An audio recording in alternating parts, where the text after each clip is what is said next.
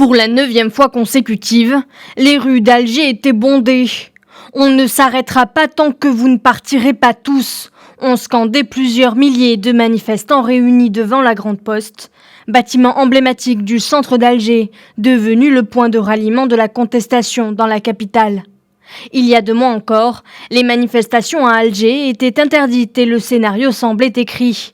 Les Algériens iraient aux urnes jeudi 18 avril pour offrir à Abdelaziz Bouteflika, 82 ans, un 5e mandat à la tête de l'Algérie, qu'il gouvernait sans partage depuis 20 ans.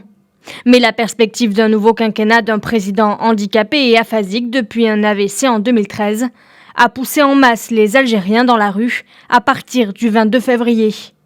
Depuis, les millions de manifestants à travers le pays ont notamment obtenu qu'Abdelaziz Bouteflika renonce à un nouveau mandat, puis qu'il quitte le pouvoir avant même la fin de son mandat.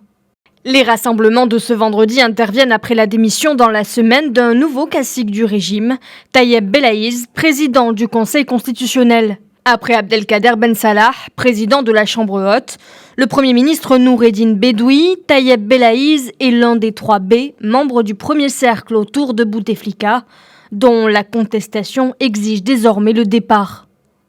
Sa démission ne devrait pas suffire à apaiser les manifestants qui ont peu ou prou obtenu une concession, un recul ou une tête après chaque vendredi d'imposantes mobilisations. Accusée ces dernières semaines d'avoir tenté de réprimer les manifestations, la police se faisait discrète ce vendredi dans la capitale algérienne.